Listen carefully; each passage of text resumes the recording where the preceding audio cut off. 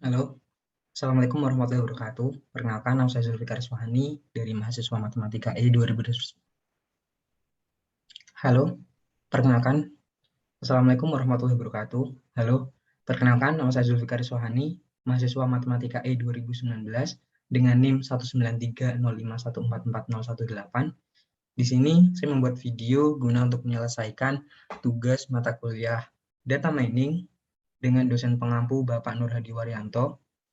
Di sini saya mendapatkan tugas untuk membuat model klasifikasi menggunakan salah satu algoritma. Dan di sini saya menggunakan algoritma decision tree. Klasifikasi yang saya gunakan atau klasifikasi yang akan saya lakukan adalah klasifikasi tentang penyakit diabetes. Di sini saya mendapatkan data dari situs kaggle.com, yang mana data tersebut merupakan data open source yang berisi 700-an data dengan 9 kolom. Nah, di sini saya menggunakan decision tree sebagai algoritmanya dengan beberapa langkah dan beberapa cara, yaitu dari pertama saya menggunakan preprocessing data, pemilahan data, atau pembuangan data yang tidak diperlukan, missing value, standardization, dan juga lain sebagainya. Nah, saya memulainya dengan memasukkan library Python yang akan digunakan untuk pengolahan data dari NumPy dan Pandas, dengan import NumPy ASPD dan juga import NumPy ASNP dan juga import Pandas ASPD. Di sini saya melakukannya. Kemudian setelah melakukan import dari library tersebut, saya melakukan import data atau dataset yang sudah saya dapat tadi. Yang setelah saya download dari Kaggle, kemudian masuk ke dictionary, kemudian dimasukkan ke environment, yang mana di sini saya menggunakan Jupyter Notebook sebagai tools yang akan saya gunakan untuk mendapatkan dan juga pembangunan algoritma klasifikasi dengan algoritma decision tree.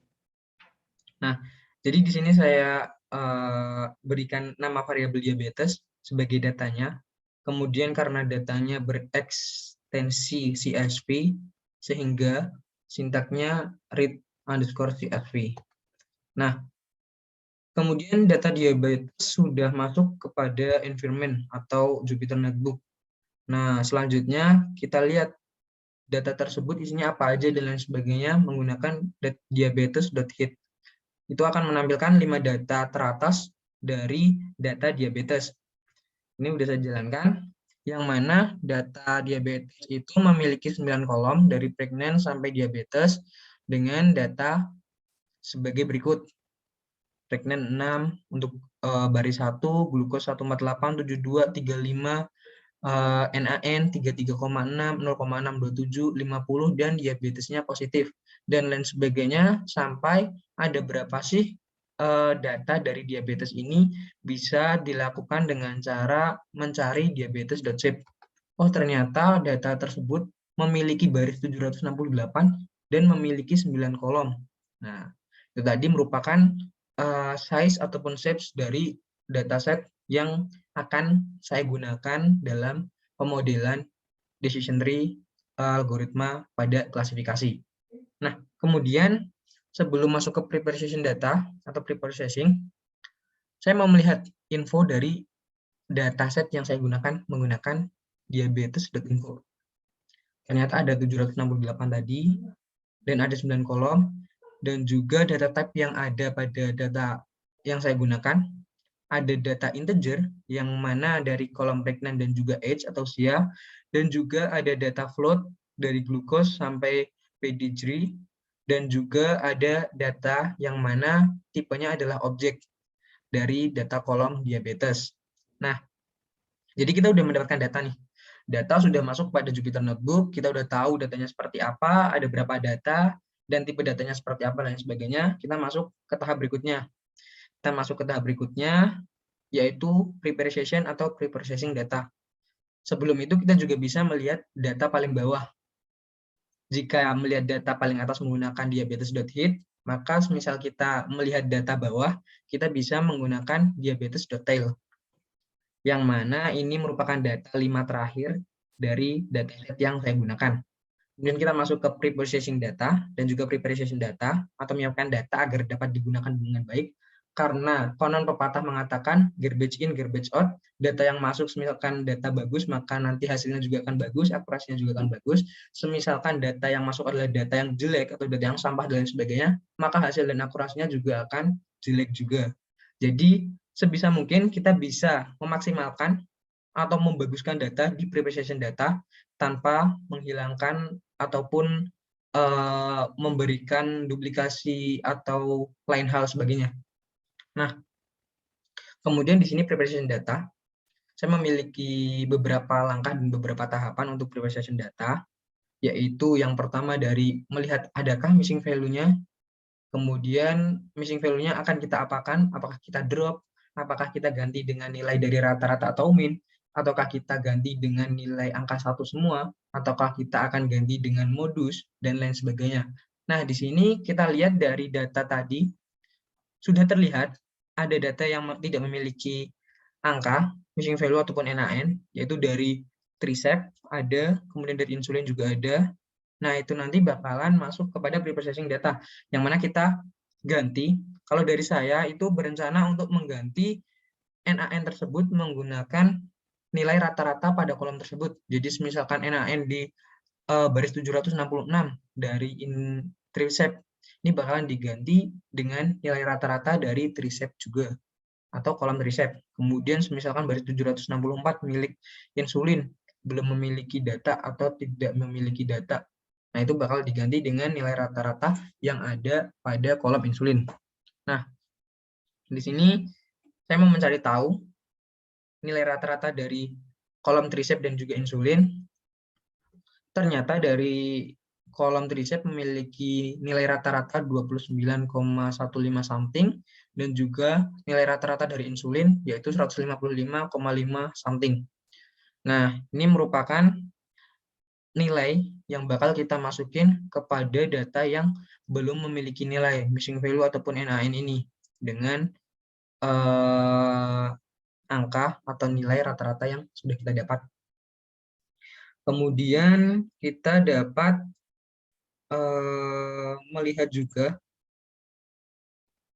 melihat antara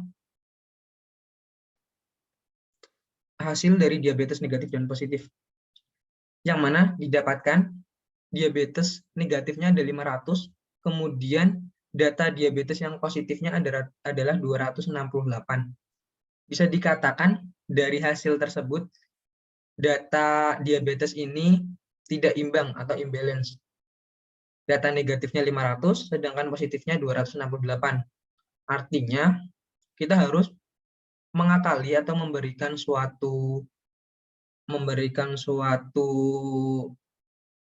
pengolahan khusus agar negatif dan positifnya memiliki nilai yang seimbang, agar tidak imbalance datanya. Dan itu nanti bakal berpengaruh terhadap akurasi dan juga hasil akhir yang bakal kita lakukan atau bakal kita peroleh. Nah, kemudian kita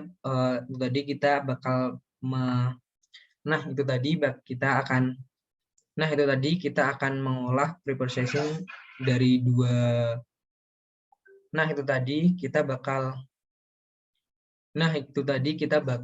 mengolah preprocessing dari imbalance tadi, data imbalance dan juga missing value yang ada pada data kita.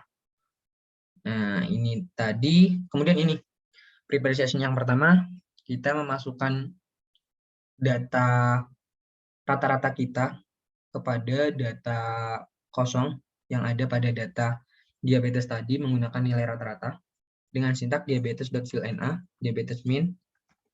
Kemudian didapatkan hasil berikut yang mana sudah tergantikan data yang NaN dengan kolom masing-masing diabetes atau masing-masing tabel diabetes.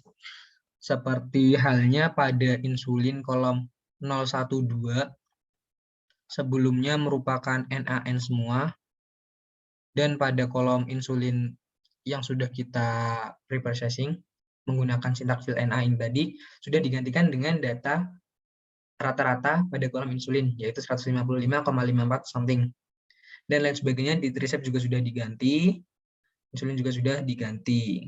Nah, kemudian kita mendefinisikan dari semua data tersebut, mana sih data yang merupakan variabel dependent dan juga mana sih yang merupakan data variabel independen. Nah, di sini saya sudah membuat yang mana variabel dependennya saya definisikan sebagai X dan juga variabel independennya saya definisikan sebagai Y. Ini merupakan diabetes pregnant sampai age, ini merupakan variabel yang berpengaruh terhadap hasil, kemudian Y merupakan variabel independen atau merupakan variabel hasilnya nanti bakalan seperti apa dan lain sebagainya. Nah, ini sudah saya definisikan sebagai berikut. Kemudian kita coba panggil nilai dari variabel dependennya. Ini merupakan nilai dari variabel dependent dari pregnant sampai age. Kemudian kita coba panggil variabel independen.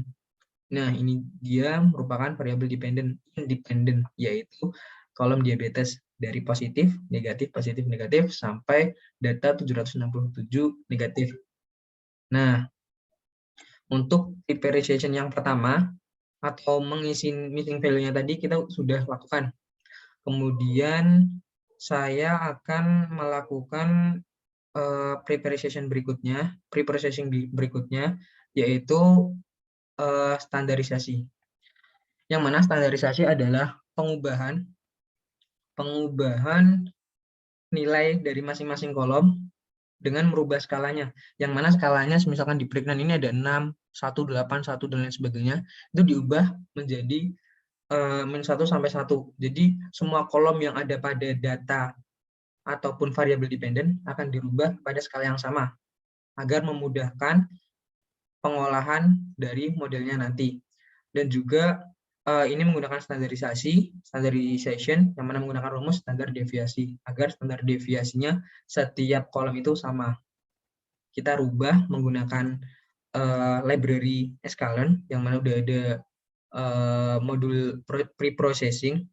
Kita hanya perlu mengimport Escalern, import preprocessing, kemudian kita membuat variabel yang mana scalar kalau di tempat saya, preprocessing.standardScalar.fit yang mana X tadi merupakan variabel dependent karena kita hanya menstandarisasi variabel dependent dan juga data numerik.